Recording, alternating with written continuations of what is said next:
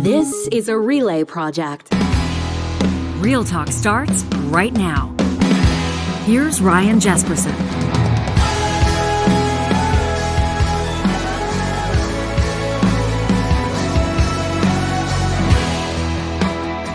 Well, we're grateful to have you here with us on this December 21st edition of Real Talk. Either the shortest day of the year or the longest night, you take your pick as we inch our way toward the holiday season and what we hope will be a fulfilling time for you to recharge with loved ones. We've got some very special guests in studio today. In just a moment, I'm going to introduce you to Lew Jobs and Sandra Relling. This is going to be Real Talk, my friends. Lew is a real talker himself. He reached out with a lengthy email a few days ago following a powerful conversation here on the show. And we figured that this listening audience needed to be privy to Lew's story, Sandra's too. A little later on in the show, we're going to find out in unrelated discussion, could hobbits actually be real? A retired anthropologist, a professor emeritus out of the Department of Anthropology. This is going to be fascinating. Professor Gregory Forth, since the 1970s, Johnny, has been conducting field research on a small Indonesian island. And they've been looking into these beings, the remnants of a society. It appears to be organized society, but not quite humans. Then they're trying to figure out, are they the missing link? Could they be hobbit-type little creatures that the skeletal remains appear to suggest they were? So we're going to do a deep dive into one of these fascinating stories. When you tell us, Real Talkers, you want to see stories that have nothing to do with politics, this one would qualify. That's coming up in about a half hour's time. And, of course, we'll take you out to the mountains for another Wednesday edition of MyJasper Memories presented by our friends at Tourism Jasper. Before we officially get the show rolling, I have to ask if you're signed up yet for the Real Talk Pond Hockey Classic. It goes Saturday, February 4th. Check out our website, ryanjesperson.com. You go to the events link, and then you go down to pond hockey. Super easy to learn more about this annual event at Larry Alexiak Field in St. Albert in support of the Canadian Progress Club. The charities that will benefit from this, Uncles and Aunts at Large and KidSport St. Albert. We're doing everything we can to remove barriers to sport and make sure that as many kids that want to have the option or the opportunity to play in organized sports, including hockey. We're looking for teams of 4 or 5 skaters. We've got room for 36 teams. Of course, volunteers make it happen, and sponsors as well. If you sign up your team before December 31st, you're going to qualify to win an early bird prize worth more than $500. It's the Real Talk Pond Hockey Classic in partnership with the Canadian Progress Club St. Albert, and you can learn more at ryanjesperson.com under the events link. Hopefully it won't be minus 40 that day. Oh, man, if it's minus 40, I don't know what we're going to do. We're in trouble. We had one a few years ago. So last year was the inaugural Real Talk tournament, but there's a long history to this one. They've been running it for 13 years now. It's got an amazing tradition behind it. And I remember we were down in Mexico as a family. We returned home at like 4 a.m. The flight got in really late or really early, depending on your perspective. And we went from like 28 degrees Celsius to minus 25. Yeah. And the tournament still ran that day. They did an amazing job. Last year's it was like minus 3. So you're saying there's no way we can get out of perfect. this. We say rain or shine, sleet or snow. We know that takes on a whole new meaning when you're talking February in Alberta, but it promises to be an amazing event and more bonfires than the average person could even keep track of. So we make sure that everybody's warmed. Keep warm, yeah. We got the warming tent with our friends from Central Social Hall and Molson are always in great support of that. So it's going to be an awesome day. Last year we raised 50 G's for charity, and so we're hoping to top 50 grand this year. So we'll see if we can make that happen with the support of amazing sponsors. Again, ryanjesperson.com under the events link. We were talking about homelessness. We've been talking about it quite a bit on the show recently, including yesterday in an exclusive sit-down one-on-one with Edmonton's Mayor, Amarjeet Sohi, who joined me in studio. Now, typically, it's small talk, isn't it? It's lazy to kick off a conversation with talk about the weather. But on days like this, in our neck of the woods, when it's flirting with minus 40 degrees Celsius, that becomes more and more relevant, especially when you're talking about marginalized members of our population. I'm blessed to be joined in studio by 2 guests this morning, here on behalf of the Sixties Scoop Indigenous Society of Alberta. And they bring personal stories to the mix as well. Lew Jobs, a longtime friend of this show, and Sandra Relling, president of the Sixties Scoop Indigenous Society of Alberta. It's wonderful to have both of you here. Thanks for taking time out of your mornings to join us. Good morning. Thanks for having us. Lew, I'm going to try to paint a picture for people that are listening to this on the podcast, and there's going to be thousands of them. You walked in here with something that absolutely took our breath away, a soapstone carving, an Inukshuk. Yeah. Appears to be a polar bear. Yeah. Can you tell us about this? This is something that you created. You carved this. Yeah, I carved that. I've been carving for about a year now, so it's just a hobby. I like carving Inukshuks. It's You just started carving a year ago? about a year ago. This looks to me like something that a master carver would do. Where did you grow up watching carvers work? Did you grow up watching artists? The only time I ever got to watch any artists is when I was up in Tuk, back home where I'm originally from, is Tuktoyaktuk, and so I have relatives that carve. So they're master carvers. They're really good. Mine looks like hackwork compared to theirs, right? So, Johnny, I don't think this looks like hackwork. Do you think this looks like hackwork? Not at all. This is one of the most beautiful things I've ever seen. What does it represent to you when you're carving? What are you expressing? Well, I like carving Inukshuks because anybody who sees one knows it usually has something to do with Inuit people, Inuit culture. I didn't grow up like that. That's part of being a 60s scooper. So I got into carving Inukshuks, and then I added bears and shapes and did some cutouts and stuff like that. Put in some dream catchers and some of the ones I've done, and then this one here kind of stood out. Sandra, you're president of the 60 Scoop Society. What does this invoke in you when you see a carving like this? Where does your head go, or what emotion does that bring out in you, if any? I think just the resilience of Indigenous people, having grown up away from the culture, to be able to come back and create something like this is absolutely phenomenal, and the work that goes into it. Lew did a class for us about 3 weeks ago, and we were all able to take part in doing that.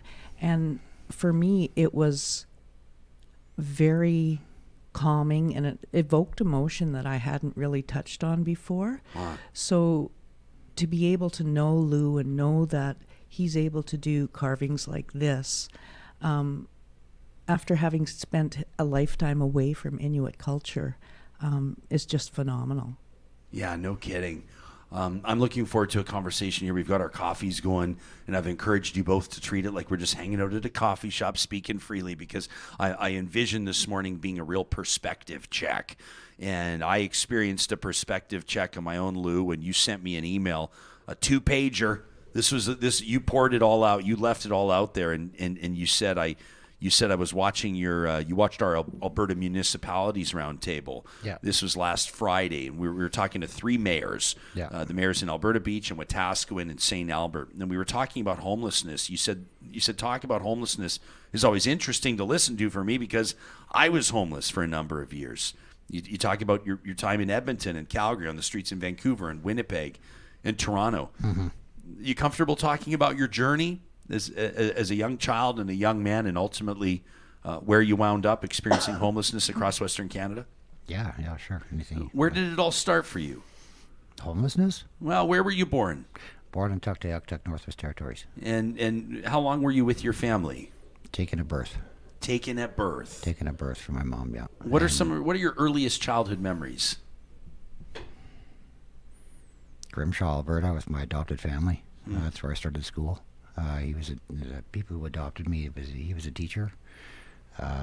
Ironically, both immigrants. She was from the U.S. and he was from Poland. He came over during World War II. Okay. Went to the University of Alberta, and his first job out of the gate was in Fort McPherson, Northwest Territories. And I was born in Tuktoyaktuk, and when they took me away from my mom, they put me in a receiving home, and they were the foster family that were taking care of me at the time, and they ended up adopting me. And I was brought south after that. So, what are your memories as a young man? Are they positive memories? Are they negative memories? Is that an obscenely complicated or shallow end question? I mean, how do you perceive questions about your childhood?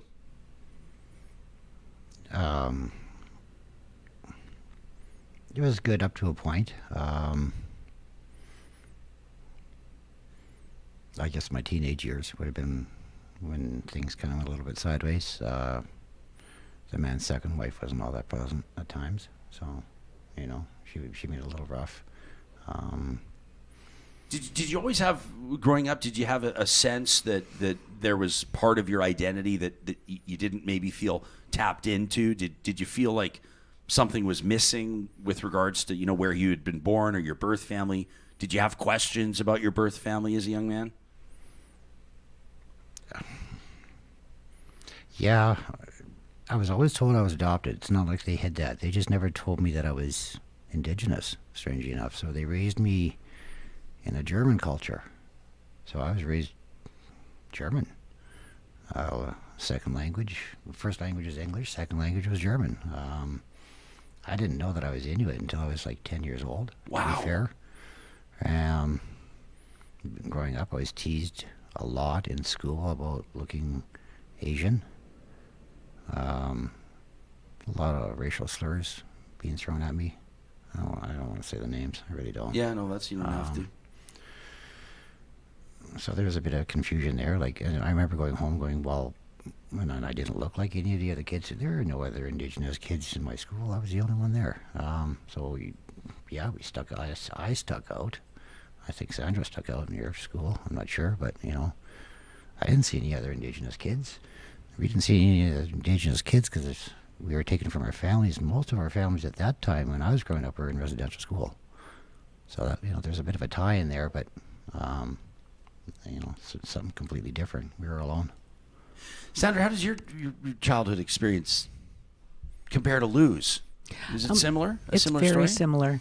Yeah, I was placed in a receiving home when I was about 11 months old and taken from the Charles Camsell Hospital after I'd been in there with some health issues.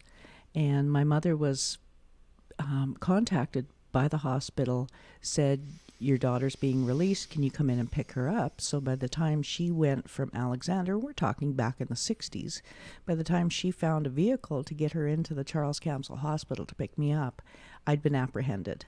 And she never saw me again until I was 21. 21? Mm-hmm. Yeah, had no idea where I went. The government didn't explain to her that she was signing surrender papers, which we've found out that that's very common. I grew up in a very small community west of Edmonton, about an hour from my birth community, and was the only Indigenous person in the town. Very much a part of the community, never felt like I was different than anyone else, never treated different than anyone else that I can remember. And so it's really hard for me to say that I'm one of the good stories, in that I didn't have a lot of trauma going up. I was made to feel very included in the community. I still have friends that I went to grade 1 with. And but I still felt this longing in me that I couldn't explain. And it wasn't until early adulthood, when I met my birth family, that I had a real identity crisis and not understanding who I was as an Indigenous person. I had grown up being, for all intents and purposes, Caucasian. And I didn't know any other way. So it was very confusing for a long time. Two different sort of identity crises here as a central part of what sounds like the early experience. Would you say that's accurate, Lew? Yeah. Trying to pin it down, trying to understand why even as a young kid you looked different, or the kids pointed out these differences in your appearance. You didn't have a full understanding of your background culturally, geographically, etc.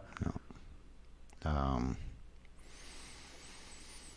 So how did you find yourself? I mean, you said your homeless experience was through your 20s. Yeah. For the most part. For the most, late teens, early, and throughout the 20s. When you look back on it, and I'm certain this is a complicated question. Okay. But what got you to that point? Was it one singular thing? Was it a series of things? As you look back now in retrospect, are you able to understand how that part of your journey wound up where it was? Substance abuse had a lot to do with it, alcohol. And I started off, so I was 16 years old when, basically I was kicked out of my house, right? And 16 years old and you're homeless, you're not going to make probably some of the best decisions in your life, especially when you add alcohol to it. Things really took a turn when I was 18. Living in Calgary is where it started, on the street. Back then, it was at the Alberta government ran the Singleman's Hostel there, and there was at that time the drop-in center was nothing like it is today. There was a little shack almost, right, from where compared to the building that there is now. And I was one of the original people on their MAT program that turned into their shelter. And there were 25 of us that were put up at that time. What was that like as a 16-year-old? It must have been terrifying. Scared. Totally scared, right? Yeah, I've got kids now. I look at my son, he's 15 years old. I can't even imagine him in a year trying to make decisions out on their own, living that kind of a lifestyle. It terrorizes me just to think that that could happen. Right? So we were hanging out and just having a coffee before we started the show, and we were taking a look at a photo that you provided to us, a photo of you with your son. Is it Leighton? Yeah, Leighton. And Cheyenne, your daughter. Yeah. And I commented on what a beautiful picture it is. Yeah. What a beautiful picture it is. And you said to me, that's the last time I saw Cheyenne. It is, yeah. Would you tell us that story? Sure. So Cheyenne was born 2005. That was 2 years before I hit sobriety date. So I was still drinking and still using at the time. And she was apprehended. I'm not saying they probably, Children's Services probably had a good reason to come in and take her for her safety. They put her into the foster system, and then I found her again because I wrote a letter to Children's Services saying, listen, you have my daughter. She was PGO, which is permanent guardianship. If she ever wants to find me, can you give her my name, my information? And they wrote me back saying, would you like to see her? And I, oh shit, yeah, of course I want to see my daughter, right? What they didn't tell me was that she was in a foster to adopt home, and that they had already promised her to this family, Caucasian family, and they had full intentions of adopting her. And that's how it went, right? I didn't get to bring her home, clean, sober at the time, housed, working. None of that seemed to matter. What mattered to the other at the time seemed to be was they keep their word to this family. So I never did get her back. No, you still to this day have not seen your daughter since. No. She just turned 17. So does she know how to find you? Do you know how to find her? No. I do know that she's in the. She was in the Stony Plain area. People had adopted her in pretty close to home where I live. I live in Spruce Grove. Ironically, I've yet to see her. I've never seen her. So these are familiar stories, aren't they? Mm-hmm. These are gut-wrenching stories. Yeah. But familiar stories. Oh, they absolutely are. And, the first time it occurred to me was about 3 years ago that in my direct family lineage on my biological side, I'm the first in my generation to not be impacted by government child removal policies. So my kids have never been apprehended. It's something that I still worry about today. I have a 16-year-old son, and, that fear is always there. And you're the first in your family to not have their kids taken. Yeah. Yeah. We keep using the word apprehended, but I want to let's be clear, so people that maybe don't quite understand what that means or what's implied there.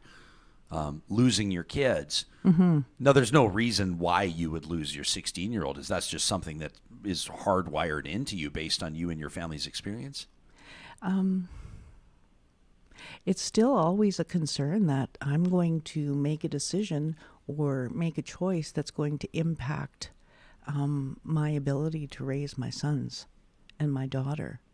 And it's stayed with me throughout my life as a parent. And I know countless people who are in the same situation, that's a constant worry that your children are going to be apprehended because of some choice that you have made and based on a policy that was made by people who don't understand your culture.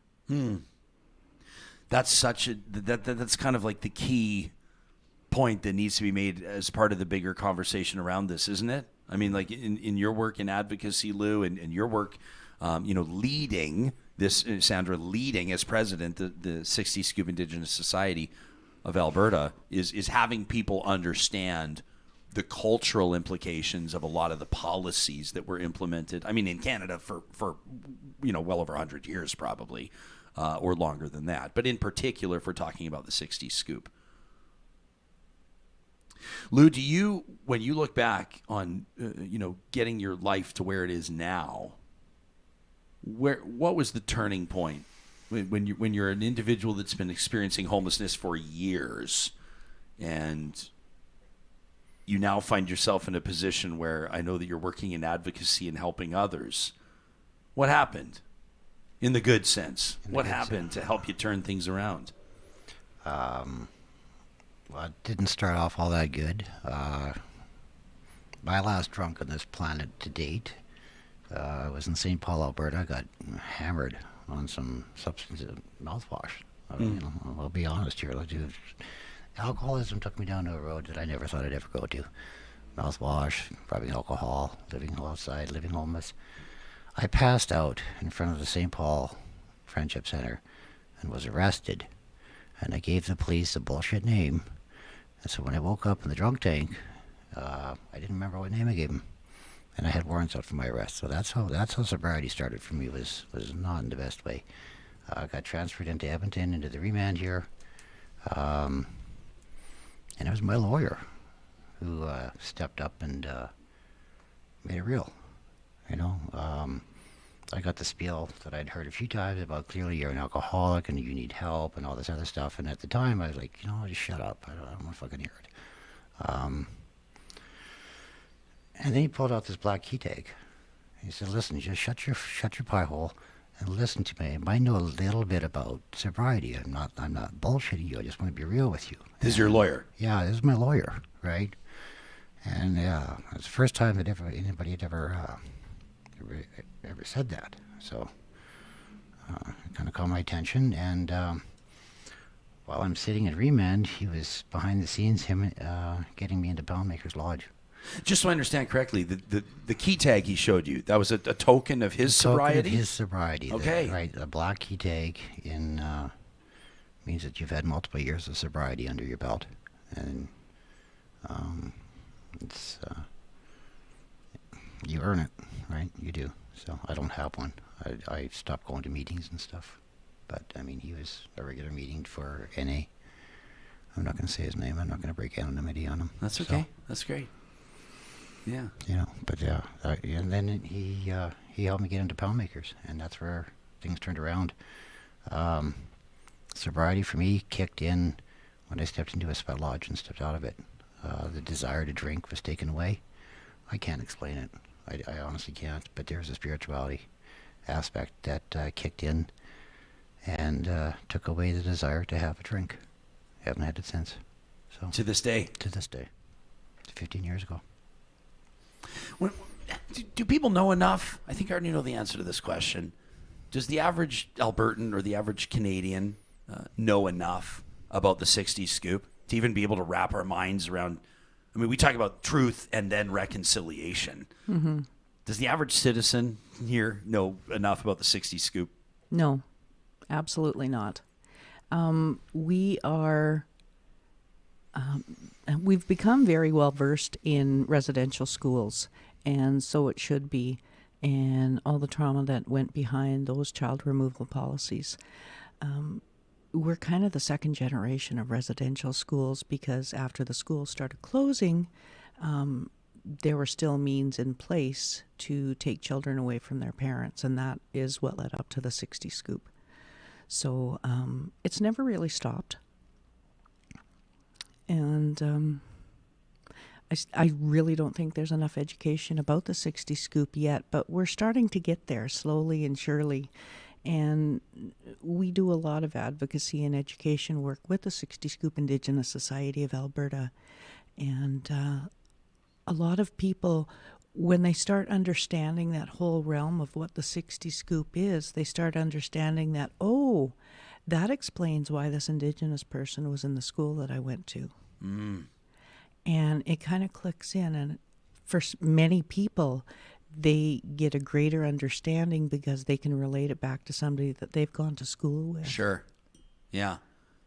Can you help the general audience of this show understand, like my understanding, and Lew, we were even briefly talking about this before the camera started rolling, about some of the unique challenges that survivors of the 60s, like, and I want to ask the question carefully, because obviously when you start talking about residential schools and you talk about the treatment of Indigenous people in Canada over the course of decades, obviously this is a major conversation. It's a national conversation that people are wrestling with at an individual level, at the different levels of politics and policy and everything else. But there are some things, I think, that are uniquely specific to the 60s Scoop, or to survivors of the 60s Scoop. Are you able to articulate those in a way that people can understand some of the specific challenges, or maybe some of the specific conversations that you would like to see people in this country have about the 60s Scoop and about reconciliation? I think it's really important, especially for people in helping positions like medical profession, health, education, to understand that when you see an Indigenous person, it's their life experience that forms who they are as a person. And being a part of the 60 Scoop, we were entirely removed from that culture. So, like with Lew and I, we both grew up as Caucasian children, so we didn't have that background of indigeneity to form who we are as a person until we were in our as adults. So I guess my biggest takeaway here for people is that just because you see an Indigenous person doesn't mean we all had the same experience. We all didn't go to residential school. We all were impacted. Every Indigenous person in this country was impacted by a child removal policy at some point in their life. So my thinking is that my life experience is different than somebody who grew up with their culture. Right. So you can't label me as automatically assuming. And you can't expect my children to be, pardon the expression, but the token Indian in their classroom when you have a question on an Indigenous experience, to ask my sons or my daughter what their take on it is, because they're still learning about their culture just along with me. So I think we really need to get rid of that label of, the stoic Indian, because really, until I was an adult, I didn't start learning about my culture. And because of my life experiences, I'm always riding a fence, whether it's in the non-Indigenous world or in the Indigenous world. I'm never entirely 100% in one culture or in the other, because there's always a pull back to the other side, no matter which side I go on. A lot of times I am treated very differently depending on which world I'm in. Thank you for sharing that. Mm-hmm. I don't take this lightly. This is landing big time with me, and I guarantee with this audience as well. Lew, this carving that you brought in, this comes back to the carving. I mean, like what Sandra just said and talked about. Yeah. If you connect with what she's saying at all, talking about tapping back into or better understanding culture or experiencing culture or learning culture as an adult. I mean, for you, I didn't know you just started carving a year ago. When you sent me a photo of this carving, I figured you'd been carving since you were a boy. No. And that to me is like, this represents so much. The levels of what this represent run so deep. Is it possible, do you think, to fully connect with culture as an adult? That's hard to do because a lot of culture goes back to language, and I lost my language. So there's such a huge tie to Indigenous culture and to the language. Trying to translate their words into English, you lose the meaning sometimes, right? You really do. So in order to fully understand the culture, you should probably have a good understanding of their language as well, and I don't have that at all. Right now, I can go back to Tuk. I've met my family. I've met my biological family. We're close. What was that like? Culture shock. Huge culture shock. You're growing up down south and you're going up to an Arctic community. Complete culture shock for me the first time. Right, I was in my 20s. The first time I went up there. The last time I was up there was 2018. It was my nanak's 100th birthday. We had a family reunion. So, wow. But in order to learn my culture, I would need to live there.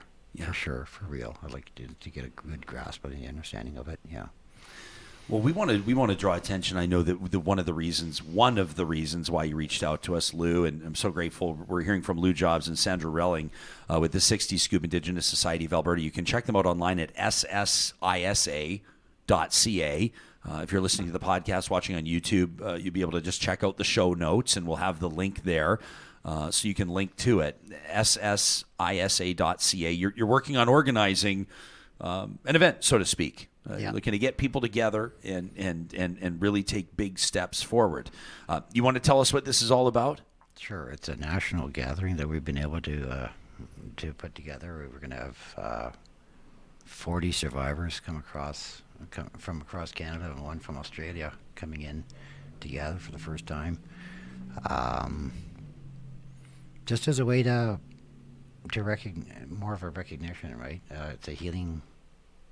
It's a week-long healing gathering, trying to give them a basic understanding and an acknowledgement that, you're important, and here's, a basic guide to some of your culture that you may have lost. It's so hard to do that because there's such a wide variety of, you can't place everybody. Not everybody's Cree, not everybody's Métis, not everybody's, and so you're trying to bring together a group of people who are raised and lost their culture, and you just give them a taste of it, basically, some healing. Including a round dance? We're hoping to have a round dance. But you're looking for funding? Yeah.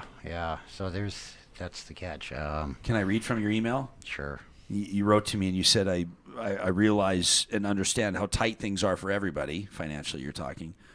You say, I honestly feel I shouldn't have to beg the very people who took us away to fund a memorial ceremonial dance for those who died in the care of the government. You said, not only do we have to do this, but then we're told there's no money for this when we ask for it. They continue to profit off our children, yet will not let us acknowledge our now ancestors in dance and ceremony. Churches and other religious institutions have the luxury of receiving tax-deductible donations, yet the Indigenous people who want to practice ceremony don't have that same ability. This all costs money to hold. You say, I'm humbly asking for help in raising this for our initial round dance. We want to start by making a commitment on behalf of Real Talk and Relay. And we'll keep that private between us, but we want to make a commitment to help fund this round dance. And I also want to implore this audience to do what they can and to do what they can to support this initiative. I believe this to be imperative to community healing. I have a world of respect for you. You and I have corresponded digitally for a while, but this is our first time meeting in person. I feel like I've made a very new friend, two of them in studio here. Can people donate directly by visiting the website? Sandra, is that the best way to do it? No. We don't have that set up. We're not a charitable organization, which leads to a host of other problems. We do have a foundation, a national foundation, whereby we can apply for funding to hold this gathering. This gathering is very important, and the biggest part of healing that we've found as 60 Scoop survivors is when we get together, because growing up we always thought that we were the only ones going through this experience. But trying to source funds out for this gathering, any organization needed to have charitable status, so Sure. they put many roadblocks in the way.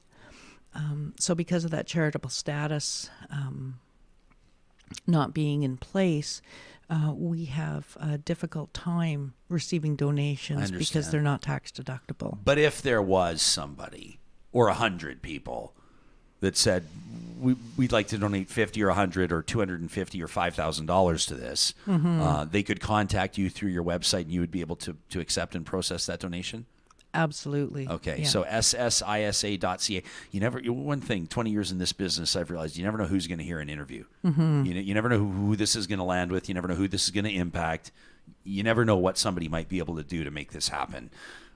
So I encourage you, if this is landing with you and resonating in a big way, to check out the website, ssisa.ca. When is this happening? May 28th to June 3rd. So it's coming up. Yeah, Coming the up, round yeah. dance will be on the 3rd of June. 5-ish roughly. months-ish? Yeah. Okay. Yeah.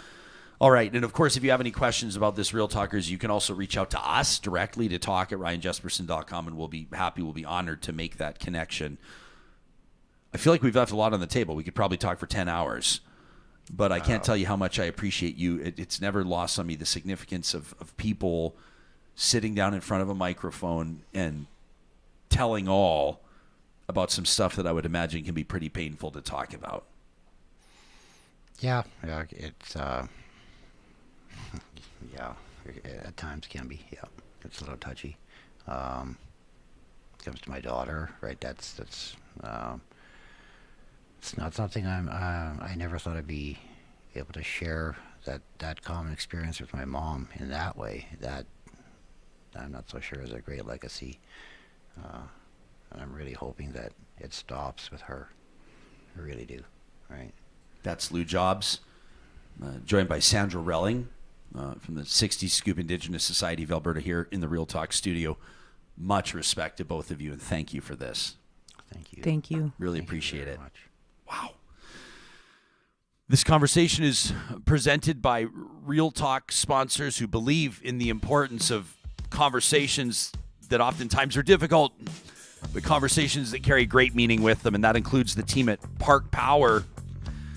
You can find them online today at parkpower.ca. They know that this time of year is going to be more expensive than any other for most families, and at a time, of course, as well, where costs are on the rise. Families are looking for ways to cut down their costs, and a big way to do that is to take a look at what you're paying for utilities. If you go to parkpower.ca right now, you can check out and compare rates on electricity, natural gas, and internet. Chances are you're going to pay less with Park Power. If you start looking into the variable rate and the fixed rates, you could be paying twice as much as you'd be paying with Park Power. Don't forget the promo code 2022-RealTalk knocks $70 off your first bill. But, of course, that promo code expires in 10 days. You got 10 days to go to parkpower.ca. Why not do it today and make the move like my family did? We're saving money, have been since day one. Once you're signed up with Park Power, then maybe time for a bigger conversation about sustainable energy on your home front, right? Now, maybe it's your commercial building. Maybe it's an industrial setup. Maybe it's your farm. Whatever it is, Kubi Renewable Energy is providing solar energy solutions to power your life. We divulged yesterday something we just learned, and that is that 1 in 5 solar power systems installed in BC and Alberta is installed by Kubi. That is major market share from the Tesla-certified installers.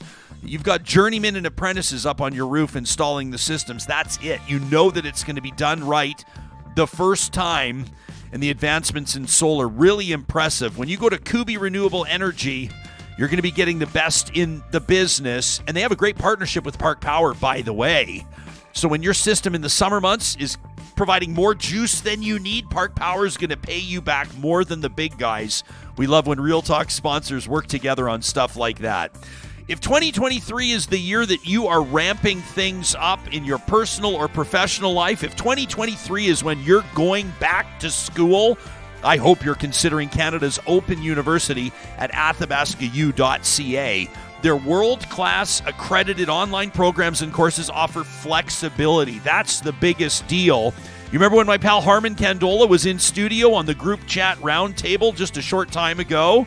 He talked about his wife and how there had been some COVID complications and they had new family members arriving and there were things happening in her personal life. She put her studies on hold at Athabasca University, didn't fall behind as she earned her master's degree because you customize the way that the course load plays out. I love hearing the real person, first-person testimonies of students at Athabasca University. You can check it out today at athabascau.ca.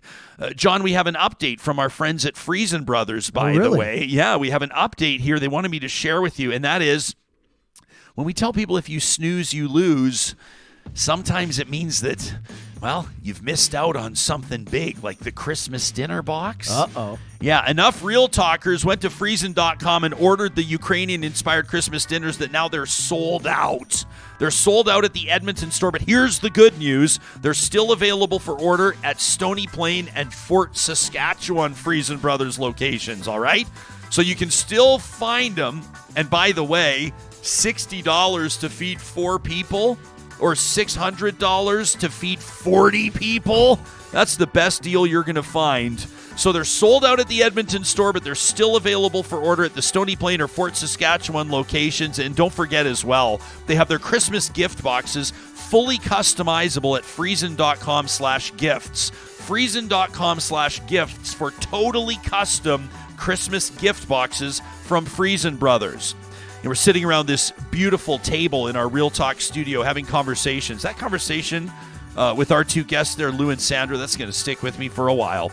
We're going to be processing that for a while. We envisioned beautiful conversations happening around this table, and we wanted the table itself to be special, and that's why we went to our friends at Urban Timber.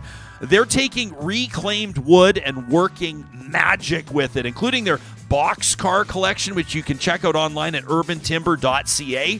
These are literally slabs of wood, most of them fir. None of them look alike. Every single piece is unique. They've been riding the rails literally on boxcars, in some cases for they're over 100 years old. Well, they're being repurposed into stunningly beautiful tables and countertops and end tables. I mean, a cargo countertop? Are you kidding me? You want your home renovation to stand apart miles above anywhere else? You go to urbantimber.ca and you can learn more about what they're doing with reclaimed wood. Absolutely stunningly beautiful stuff. Well, this next conversation, we haven't had a conversation like this in a while on the show. No, we have not. As a a matter matter of fact, ever had one. I don't think we've ever had a conversation where we have, in all seriousness, asked, could hobbits be real? But this is the question that our guest has been endeavoring to ask, or answer rather, since the 1970s. That's when Professor Greg Forth first started his investigation into these small beings, these skeletons discovered on a remote Indonesian island of what could indicate an early human species. Earlier this year, the professor released his investigation through publishing giant Simon & Schuster, the book Between Ape and Human, an anthropologist on the trail of a human hominoid. The professor emeritus of anthropology, University of Alberta, joining us live on Real Talk this morning. Professor, welcome to the show, and thank you for making time for us. Oh, well, I'm very glad to be here. Thanks. Well, I think some people might think that the question is a bit of a ruse. They might think that we're pulling their leg when we ask, could hobbits be real? But this is something you've dedicated your life to. Well, not quite, actually. No, it was mainly in the 1980s when I began to research on Flores Island in eastern Indonesia. And I found one of the things I found, first of all, there was people talking about small-bodied humanoid or hominoid creatures, maybe just, 3 feet or so high, living a cultureless existence in high mountain forests, somewhat hairy, as you might expect. But What really got me going was the discovery in late 2003 of what's been called the Hobbit. I don't like the name. The Hobbit is a mythical character. What you're showing now is certainly real. This has been interpreted as a new hominin species, Homo floresiensis.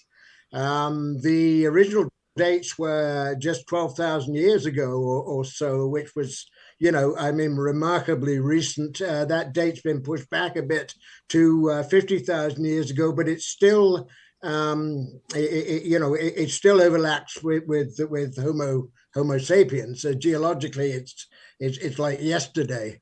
You might say that this thing lived, and the skeletons have been found only at one site. This is important on Flores, just one site. Clearly they didn't just live in one place.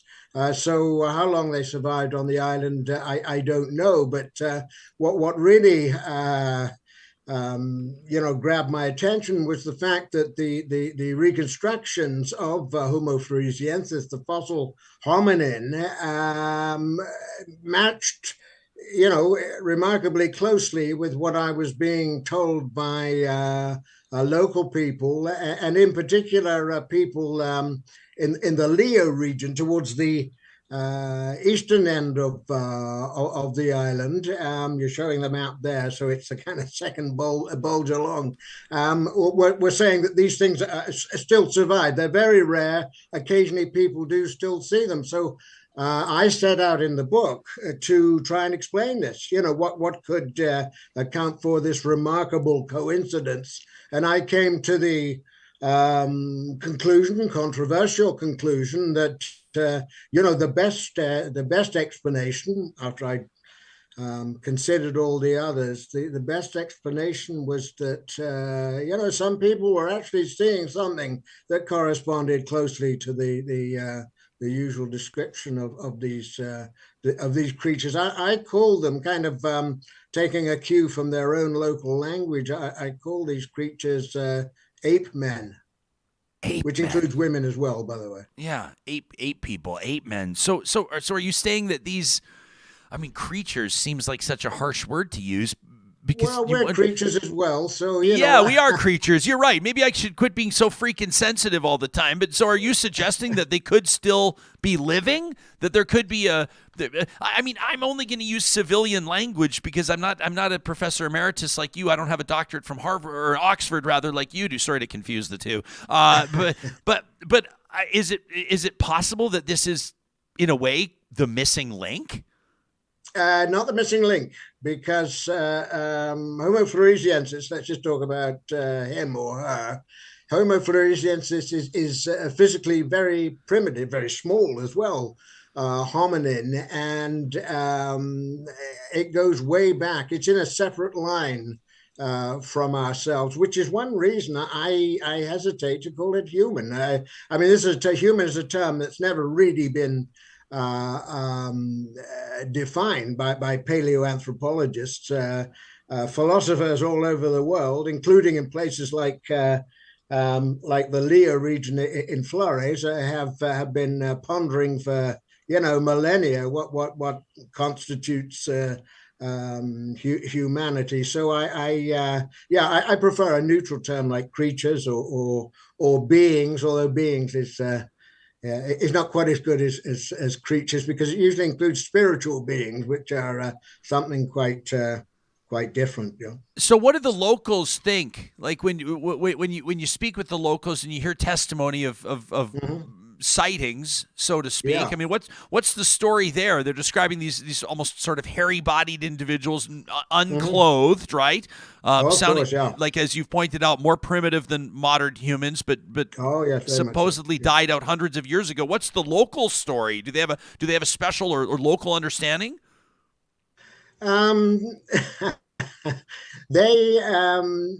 They're quite fearful of the ape men, as the ape men are of them. So that's one factor, kind of limiting contact between the two species. Um, they have a myth, according to which a myth of origin, according to which the ape men derived from humans. Kind of Darwin turned on his head, you might say. They tell much the same myth, by the way, about monkeys. In fact, it's a common theme among what you might call pre-scientific folk, that certain animals derive from human beings, rather than humans deriving from a more animal-like ancestor. So they're not too concerned about the origins of the things. They don't. They're rare, as I said, so they don't really play a prominent role in everyday life. But they're found to be, I mean, by people who see them, they're found to be ambiguous, and people react in the way you would expect, perhaps, to something that looks human, but it's not quite. There's something wrong. It's uncanny. And this is something I go into in the book. Those accounts, eyewitness accounts that describe the observers' reactions, are really the most valuable. So when you I ask this question respectfully, but when you talk to people that talk about sightings, is it like Nessie? Is it like the Bigfoot? Is it like are they perceived maybe among the fellow island dwellers to be spinning a yarn? What sense did you get? Yeah, no, they're not. No, there is no remarkable rejection or denial, nor is there any remarkable acceptance. So they're considered by, I can say, everyone. Certainly in Leo country, as just another animal, but one that looks too human. This mass grave that you talk about. Oh yeah. Can I put a longer question together, because here's where my brain's going, and please don't roll your eyes.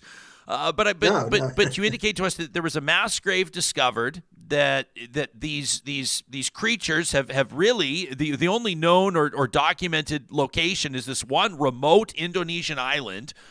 Is it possible that this was just a community, potentially even a family or an extended family of really little people? Is it possible that this was just one small community that maybe shared some genetics, or you know what I'm getting at? I do, and in fact, I mean that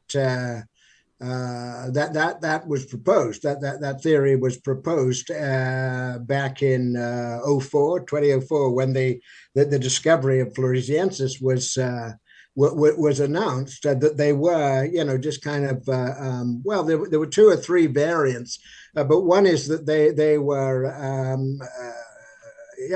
small people who in addition, were suffering from some sort of disease, probably congenital disorder, probably microcephaly, which makes for a very small head, as the name suggests. This has been shown quite conclusively not to be the case.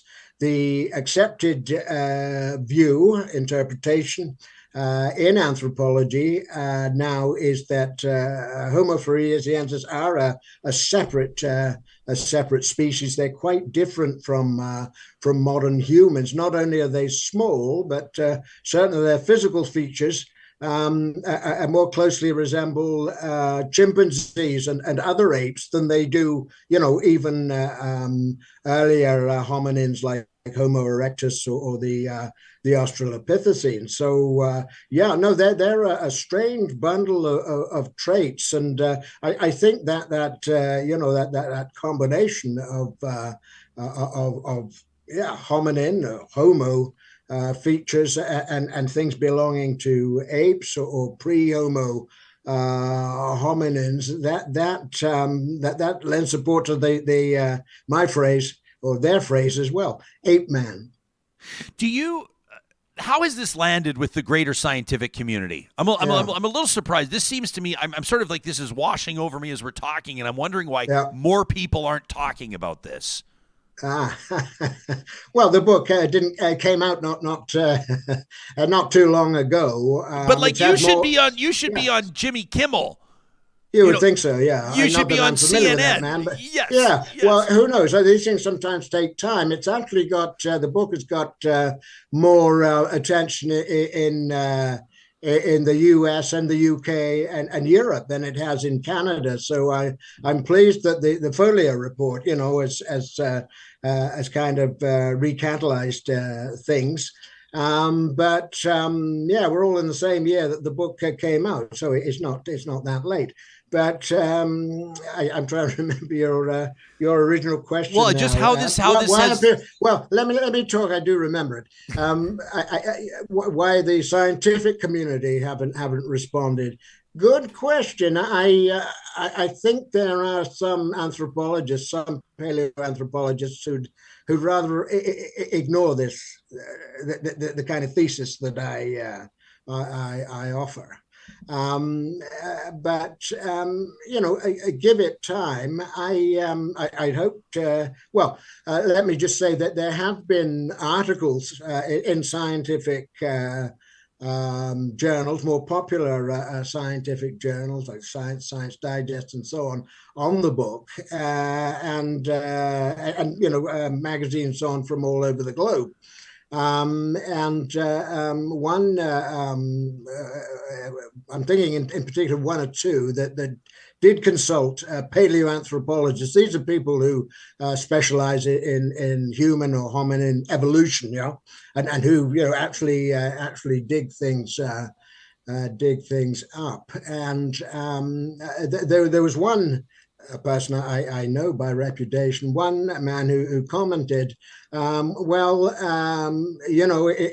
he said it was almost impossible for something like this to survive. He didn't say why, and he didn't say impossible. He said almost impossible, I suppose, which lends some hope. But one other thing he said was that if the ape men did survive, the descendants of Homo floresiensis, perhaps, then somebody would have discovered one by now. Well, it's a little bit arrogant because local people in the Flores region, a number of them, a couple of dozens, have discovered this thing. They're not scientists, obviously. They wouldn't know how to scientifically to document a new species, and all the rest of it. They have no knowledge or interest in that kind of thing. Like, to be clear, it has been discovered. Also, I mean, you mentioned the size of the island and the human population. Most of the human population, by the way, is concentrated in the western end of Flores, not in the east central part where I worked with Leo people. Also, by far, most of the human population is on the coast, not in the mountainous interior. Although there are some modern humans, physically modern humans there as well. But so, just so we're clear, they're not talking about finding remains. They're not talking about finding fossils, or they're talking about seeing these beings, these creatures, walking around, like alive and well, like still on planet Earth. Yeah, although two very, very striking reports from local people refer to two of them, referred to dead specimens. Okay. So they were able to get up close and a little bit personal, you might say. Do you believe them? I have no reason to disbelieve them. And again, that's another good question. It's one that I raise in the book, and I give reasons for having no reason to doubt them. What do you think, bigger picture? If we zoom way out from this island, and we start to talk about like the origin of the species, and we start to talk about our understanding of, I mean, let's go big picture. Let's make our minds explode here. We start to talk about the origin of humankind and how we got here and the millions or billions of years and the whole. What would be the implications of this discovery or this story or this specific creature on the bigger understanding of why and how we're all here? Well, I mean, it would it would mean, in a sense, that we are not alone, as they say, that there is another species of hominin, to use the technical term. I, yeah, I mean, if one or more of these were discovered alive, there would be a huge practical and indeed moral question with which Homo sapiens would be presented, and that is what to do with these things. I mean, obviously, you would want to treat them well and provide for them, but would you put them in something like a zoo or a nature reserve, or what's the alternative? Homo floresiensis had a very small brain, a brain about the size of a chimpanzee's. And indeed, partly for that reason, it's doubted whether they actually had language, or sort of a permanent tool technology, or even if they used fire. They seem to have been, floresiensis seem to be mainly, if not entirely, plant eaters. By the way, subsisting on wild plant food. So, yeah, certainly different in that respect from their sapiens neighbors. Isn't that telling? How we're hardwired as humans, that one of our first inclinations upon the discovery potentially of a new creature is, what are we going to do with it? The creature's response may be, how about nothing? How about you don't do anything? We've been perfectly fine. Well, no, that's exactly right, and it probably, in most respects, would be better if we just left a lot of other non-humans alone. But science, and in fact, humanity in general, have an urge to know, even when the knowledge isn't particularly practical or convenient. Well, there you are. Yeah, I mean, like a lot of other things we do, they're not necessarily entirely in our best interests or in the best interests of other creatures. Well said. This is mind-blowing stuff, and I'm so grateful that you've made yourself available to talk about it. Professor, thank you so very much. Your book, Between Ape and Human, an anthropologist on the trail of a hidden hominoid. The author, the researcher, Professor Gregory Forth, who's been joining us, professor of anthropology at the University of Alberta for many years until his retirement just a few years ago. Professor Emeritus, now a fellow of the Royal Society of Canada, and, of course, a graduate of Simon Fraser University and the University of Oxford. A very happy holidays to you, and thanks for blowing our minds this morning. Well, that's fine. I'm not usually up this early, but this is kind of got me started. So, yeah, I've got a lot of other things to do before Christmas. So, yeah, have a good one. There you go. We appreciate it. Thanks very much. He did say before, when he booked him, he said, "Please call me Greg." He said, but I thought, okay. Gregory just sounds, he's the professor. This guy's, is your mind blown like mine is? I love this. I think we should have more guests like this all the time. Yeah, it is. We'll just keep looking for these stories. I didn't know, even until the interview started, I did not know that there was a chance they're still around. Yeah, that's what blew my mind too.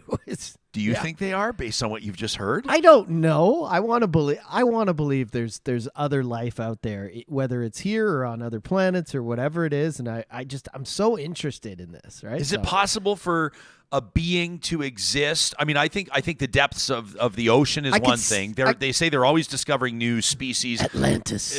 Well, but I mean, you start seeing these wild. I follow these Instagram accounts of they're from the deep. Mm-hmm. Like once you start getting down into unfathomable. Oh, I'm obsessed with that depths too. of the ocean. But the is it possible? Giant squid and everything that lives where there's so much pressure beneath Our the son ocean. Wyatt was asking me about he had learned about Sasquatch and Bigfoot in school. No, I'm just kidding. But he had questions about that. Is that possible? Is it possible? And then he, as a 7-year-old, was like, how would nobody have seen them by now? And I said, well, some people think they have seen them. And then, well, what do people think about those people? Well, quite frankly, they think that they're either nuts or they're lying. That's basically what people think. If someone claims to have seen Bigfoot or to have seen the Loch Ness Monster or Ogopogo, if you want a Canadian reference. Hey, out of Kelowna. But like, I get what you were trying to do. Your thing was like, you're wondering if this is part of the chain of evolution that maybe got separated from it and somehow survived, right? I could see how you were going down that route. But I'm more I would love to see if something just thrived and we never knew about it. It'd be so cool. A gene. But again, humans, we would roll in and we'd screw it all up. We would screw it all up. Just leave them alone. Small brains and plant eaters. I was wondering, are they advanced or are they devolved or are they may have been ahead of their time? Are you trying to make a reference to me because I eat plants? I'm just having some fun with you. I'm having some fun. I was expecting you to chime in and say, so they clearly were intelligent. They clearly were intelligent if they were on a plant-based diet. They knew what was good for them. But they the knew to stories. stick to plants and stay out of the way of humans. The stories of people actually seeing them. I mean, that's what I want to. And then he says, yeah, but they saw them deceased. Well, why didn't they take the corpse? Why didn't they bring it back? You know? I mean, it's not like. I mean, here's the thing. There's no question they existed. They found the remains. We've been showing you the skeletons. We've been showing you the evidence. We've been showing you the archaeological discovery.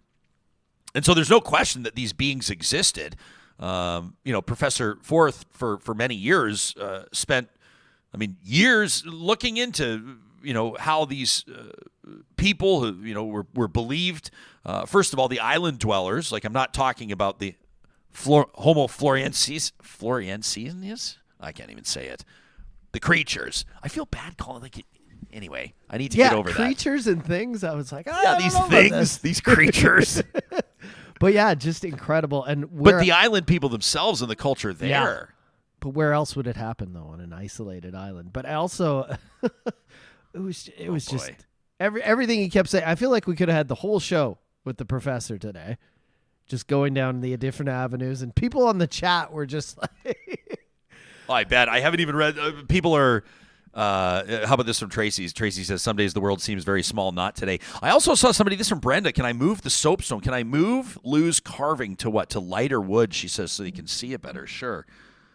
I'm humbled by this. Lew has presented this as a gift to us at Real Talk, this soapstone carving of a polar bear and an Inukshuk, and obviously we're going to make a donation to the 60 Scoop Society. That's something that's washing over me. And another conversation I feel like we could have had. I feel like we should just have one show. We always try and jam so much in, but it's clear that Lew has a lot to talk about, and some of it he's not ready to talk about. But I mean, people in the chat were getting emotional. I was just getting emotional. Like, I don't want to relate any part of my life to their story, but like, I grew up without a father most of my life, my teens, my older years, but I at least had my mom, and I knew where I came from. You know what I mean? And just hearing like not knowing anything about your life, and not only that, being raised, not indigenous, like not of who you are, being raised Caucasian or whatever it is, like German, basically. The gap in your soul, it just must be enormous. And how he even talks now, like he's been going back there, and I'll let people know that when we in a moment we're going to go to Jasper, we're going to do the thing, and then we'll thank you for tuning in, and then the credits will roll, and then we'll stop recording, and then John and I will still keep talking about this. We'll still keep talking about this for the next 2 hours, and I bet the Real Talkers will as well. Mm-hmm. But you're right. And when Lew talks about, this carving is stunning, and he's saying he just started carving a year ago, right? As a grown man, that just blows my mind. But his comments about language, and he says it's really difficult to connect with culture if you don't have the language. Mm-hmm. And we've seen, and I also appreciated them making the point, both of them, about how, when you're talking about 60 Scoop survivors, and even the ceremony that they intend to hold in May into June, and the round dance and everything, saying it's, Cree is not Dene, is not Iroquois, is not Soto, is not, right?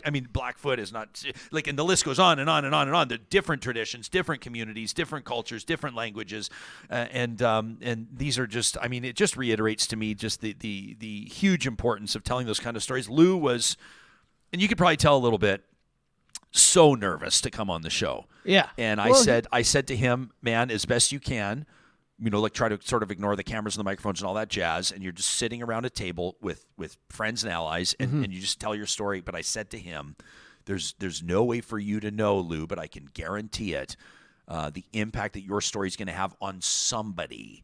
And it might just be one person or two people that hear it, but it's going to have a huge impact on somebody. And I can't be the only one that's holding out hope that he's going to have an opportunity to reconnect with his daughter. Yeah, and I did it. I could tell it was hard for him. Like, think about the most horrible thing that's ever happened to you. The biggest thing that's negative that's had the biggest impact on your life and trying to talk about it, but having it happen like before you even were aware of yourself. Yes. Like, it's just, I was getting choked up the whole time he was talking because I know it's just like it's buried deep in him and it's so hard to dig it up, right? Yeah. This is a show that we vow to you that we're going to make space for these conversations, and we're going to have conversations that sometimes are like entertaining and hilarious and ridiculous. I mean, this week's edition of Seriously, the podcast with Supriya Dwivedi that we've released, is so the most fun we've had in front of microphones for a long time. And then we're going to have some conversations like we did leading off today's show that are going to be difficult and challenging and uncomfortable. And that's why we're here. It's why it's called Real Talk. And we're so grateful again for Sandra Relling and Lew Jobs joining us this morning. Just really remarkable stuff. Every Wednesday we head out to the mountains. It's an opportunity to really be present in Jasper National Park, to take in everything that the mountains have to offer. It's presented by our wonderful friends at Tourism Jasper, MyJasper Memories. And in this week's edition, we want to put on your radar an opportunity to discover the tastier side of winter and indulge with Jasper in January's exclusive menus. Starting next month, this is an annual tradition in Jasper. Jasper in January is one that we've not missed from going on 15 years because, in part, of the exclusive menus, the unique dishes, the irresistible specials that come with this celebration. These festival-long specials, seriously drool-worthy.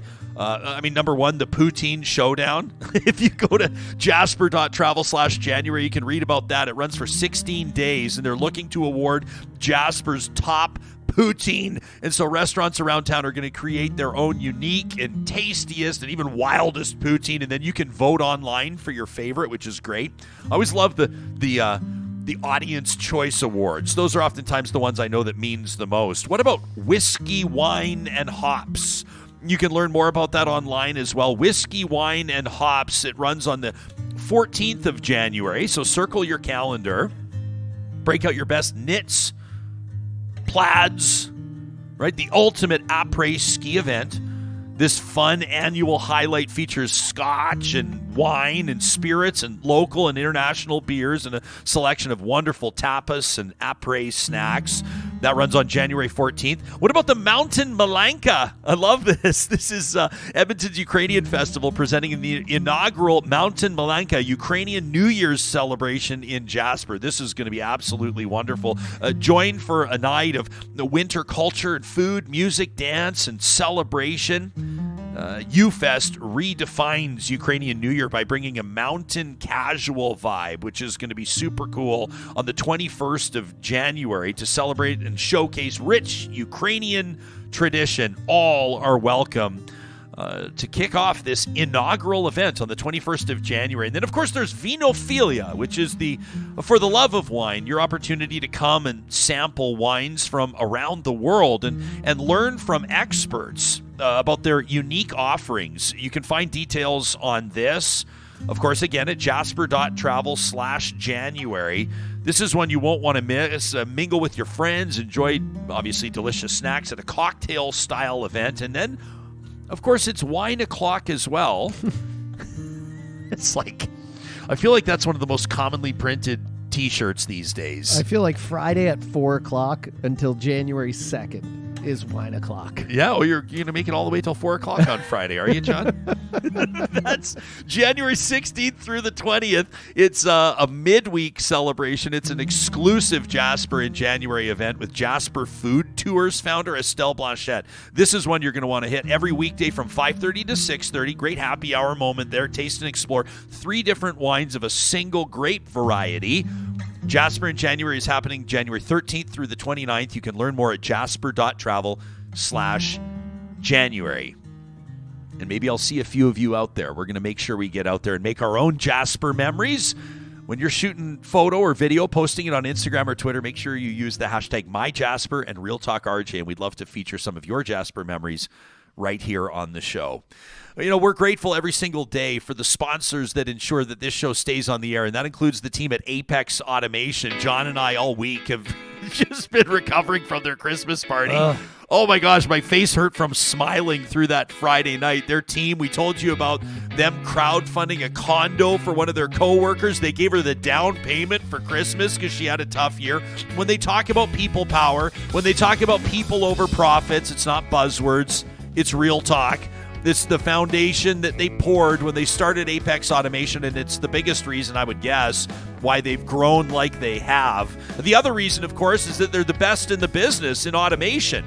And it doesn't matter what energy industry you're in. It doesn't matter what public service industry you're in. I mean, from brewing to potash mining, Apex is automating the process and giving people back their time.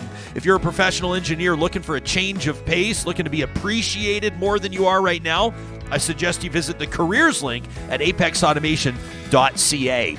If you're looking to upgrade your ride this holiday season, maybe put a big red bow on the hood of something, you know what I mean, why not check out the 2022 Jeep Grand Cherokee, the Jeep Wagoneer as well for the full-size 4x4 market, the best in the business, and you won't find a better selection than you will at Sherwood and St. Albert Dodge. You can shop them online or in person. You make sure you let them know that Real Talk sent you.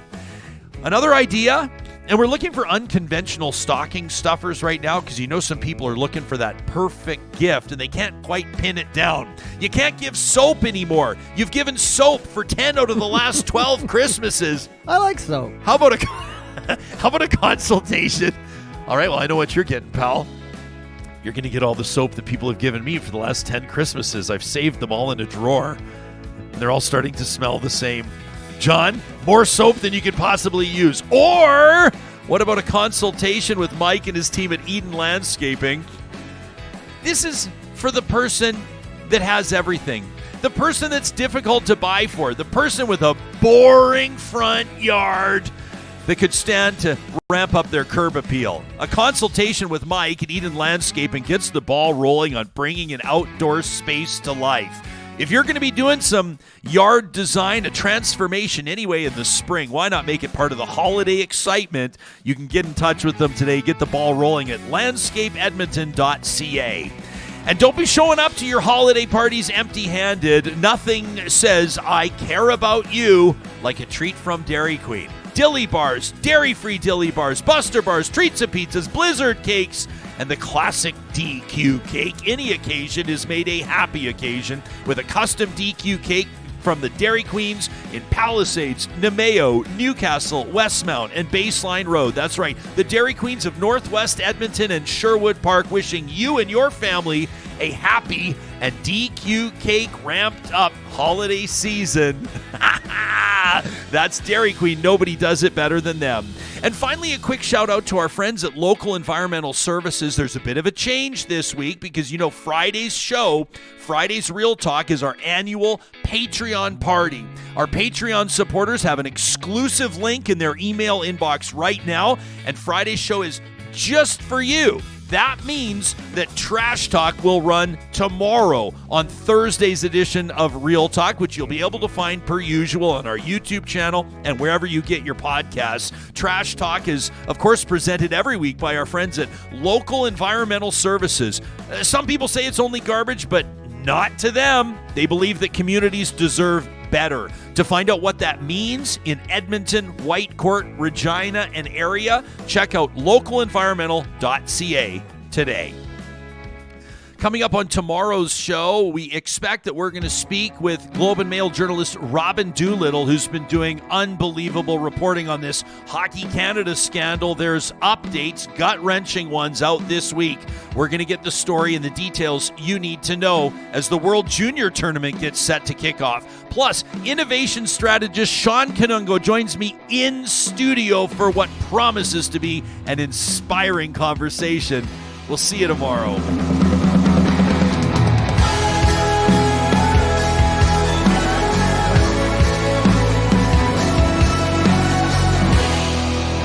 Real Talk is hosted by Ryan Jesperson, executive producer Josh Dunford, technical producer John Hicks, general manager Katie Cook-Chivers, account coordinator Lawrence Derlego, human resources Lena Shepard, website design Mike Johnston, voiceover by me, Carrie Skelton. Real Talk's editorial board is Supriya Dwivedi, Ahmed Ali, Brandy Morin, Ann Castleman, Corey Hogan, Harman Candola, Catherine O'Neill, and Chris Henderson. Member Emerita, Julie Rohr. Real Talk is recorded in Edmonton, Alberta on Treaty 6 territory, the traditional and ancestral territory of the Cree, Dene, Blackfoot, Saulteaux, and Nakota Sioux, home to the Métis settlements and the Métis Nation of Alberta. Real Talk is a relay project.